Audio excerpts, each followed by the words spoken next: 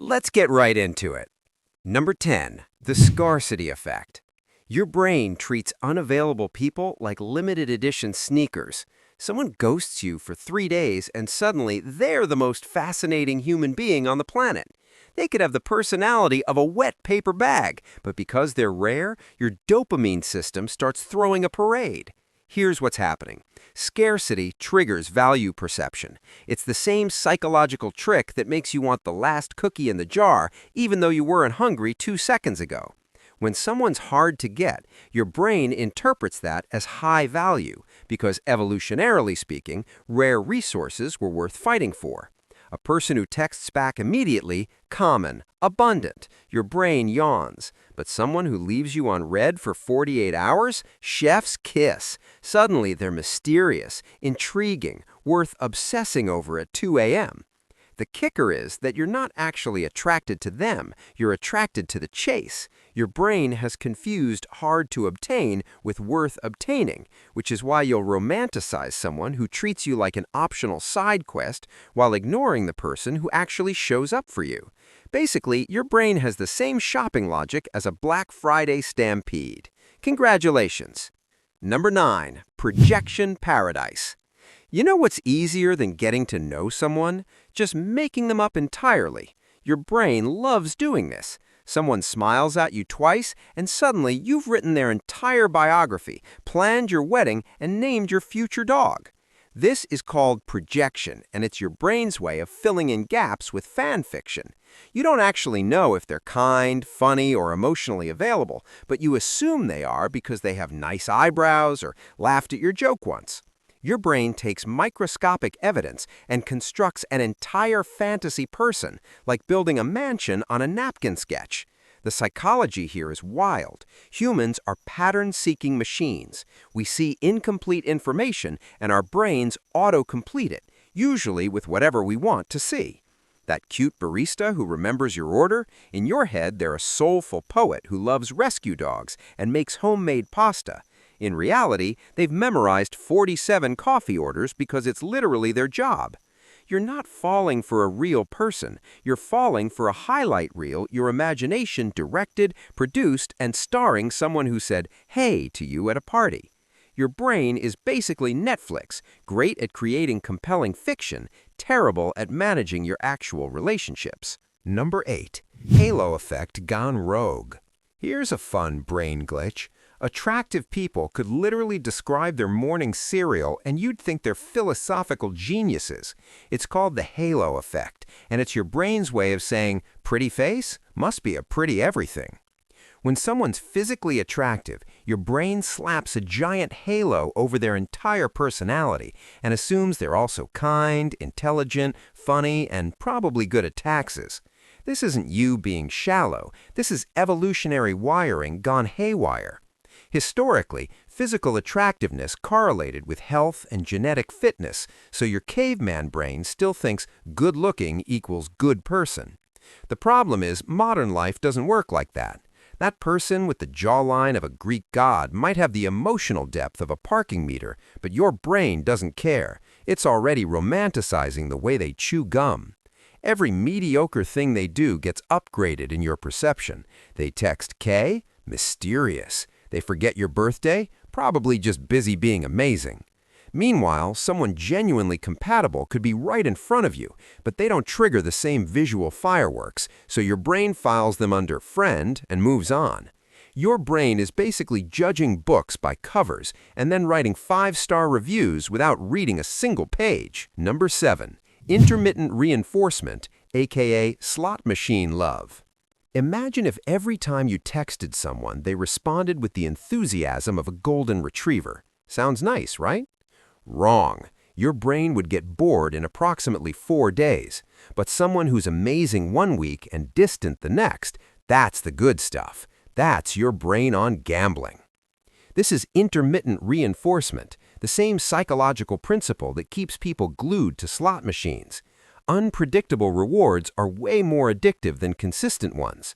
When someone's affection is inconsistent, hot one day, cold the next, your brain releases dopamine every time they're nice to you because it didn't see it coming. It's a surprise reward, and your neural pathways light up like a casino. You end up romanticizing someone not because they treat you well, but because they treat you randomly. Your brain becomes obsessed with figuring out the pattern, predicting the next reward, chasing the high of their occasional attention. Meanwhile, stable, reliable people feel boring because there's no mystery, no gamble, no jackpot. This is why you'll pine over someone who breadcrumbs you while ignoring someone who's consistently kind. Your brain isn't looking for love, it's looking for a slot machine with a good smile. Turns out your romantic life has the same decision-making framework as a Vegas weekend. Healthy. Number 6. Attachment style hijacking. Some people's brains romanticize anyone who reminds them of their first dysfunctional relationship. If love felt like anxiety, uncertainty, and emotional whiplash growing up, guess what your brain now associates with true love? Exactly that. This is attachment theory in action, and it's messy. If your early relationships, parents, caregivers, first loves, were inconsistent or emotionally unavailable, your brain literally wired itself to find that familiar. Not good, not healthy, just familiar. So now, as an adult, you meet someone emotionally distant, and your brain goes, "Ah, yes, this feels like home," even though home was a psychological dumpster fire. You'll romanticize people who make you work for their affection because that's the love language you learned. Someone treats you well, feels wrong, uncomfortable. Your brain doesn't trust it. But someone who's distant, unpredictable, or emotionally guarded, that's the spark. That's the challenge. That's what your neural pathways recognize as love. It's not that you have bad taste, it's that your brain has bad programming. You're stuck romanticizing people who trigger old wounds because your subconscious thinks that's what intimacy looks like. Basically, your brain is trying to solve childhood problems using adult dating, and spoiler alert, it doesn't work. Number 5. The mere exposure effect, the proximity trap. You ever notice how you can go from thinking someone's average to suddenly finding them devastatingly attractive just because you see them every day? That's not character growth. That's your brain playing tricks on you. The mere exposure effect is a psychological phenomenon where repeated exposure to something makes you like it more. The person who sits near you at work, your friend's roommate, the regular at your gym, you start romanticizing them not because they're special, but because they're there. Your brain mistakes familiarity for attraction, like it's confusing a Spotify algorithm with actual musical taste. Evolutionarily, this made sense. Familiar faces were safe, part of your tribe, worth bonding with. But now your brain applies this logic to like the guy who happens to take the same elevator as you, and suddenly you're imagining weekend getaways. The wild part? You're not attracted to who they are. You're attracted to the pattern of seeing them. Your brain has essentially gaslighted itself into thinking proximity equals compatibility. This is why office romances and fell with my best friend's sibling stories exist. Your brain saw the same face enough times and went, well, this must mean something. No, brain, it means you both used the same coffee machine. Calm down. Number 4. Nostalgia goggles and memory distortion. Your brain has this adorable habit of remembering the past like a rom-com montage and conveniently deleting all the bad parts. An ex who made you cry twice a week? In your memories 6 months later, they're a misunderstood poet with great taste in music. Someone you barely dated? Suddenly, they're the one that got away. This is memory distortion with a nostalgia filter, and it's dangerous. Your brain doesn't store memories like video files. It reconstructs them every time you remember, and each reconstruction gets a little more creative. The boring parts fade. The arguments get reframed as passion. The red flags become quirky personality traits. Why does your brain do this? Because humans are wired to remember positive emotions more vividly than negative ones over time. It's called the fading affect bias. It helped our ancestors not spiral into depression every time something bad happened. But now it means you romanticize people from your past who, if you're honest, were mediocre at best and emotionally damaging at worst. You're not missing them. You're missing the highlight reel your brain edited together, complete with a sentimental soundtrack and soft lighting. Your memory is basically an Instagram filter for relationships, and you've been double tapping the fake version for months. Number 3, the fantasy bond. Here's a creepy one. Sometimes you romanticize people not because of who they are, but because of who you need them to be. Your brain creates what psychologists call a fantasy bond, an imaginary relationship that protects you from real intimacy. It works like this. You pick someone unattainable, emotionally unavailable, or just flat out wrong for you, and then you obsess over them. Why? Because as long as you're pining over them, you don't have to risk vulnerability with someone real. It's a defense mechanism disguised as romance. Your brain would rather romanticize a fantasy than face the terrifying possibility of actual connection. The person you're obsessing over becomes a placeholder.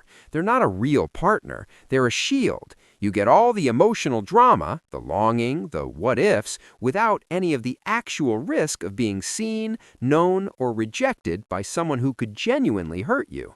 This is why people stay stuck on exes, unavailable people, or situationships that go nowhere. It's not love, it's avoidance with better marketing.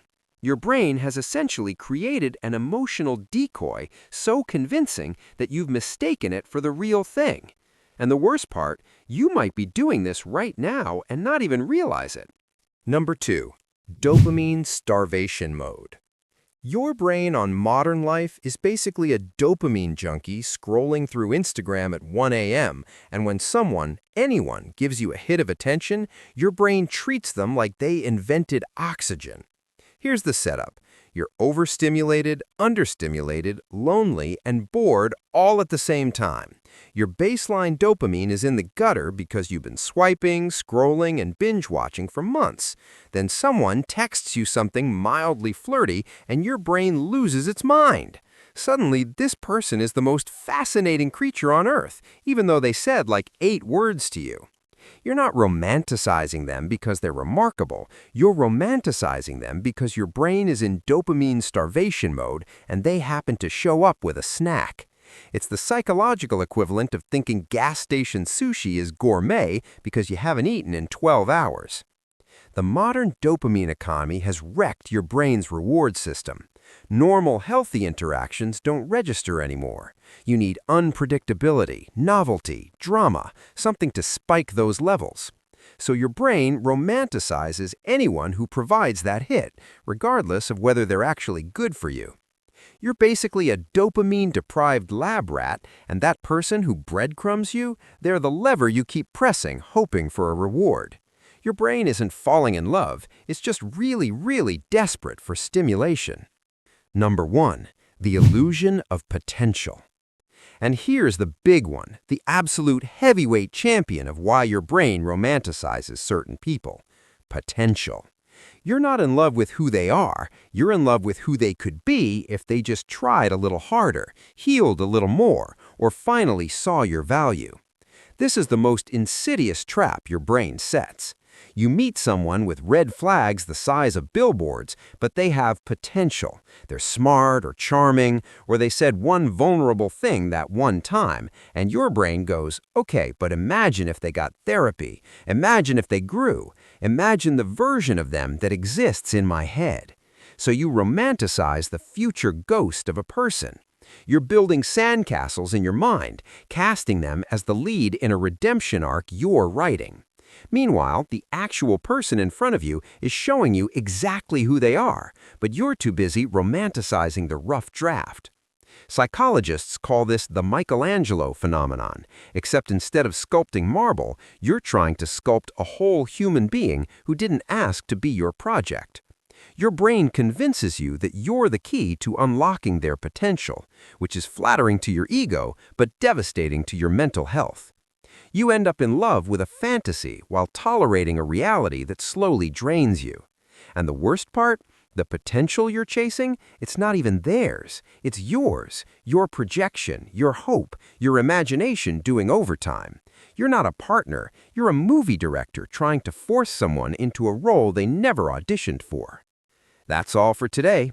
I'll be making more videos like this, so subscribe if you don't want to miss them.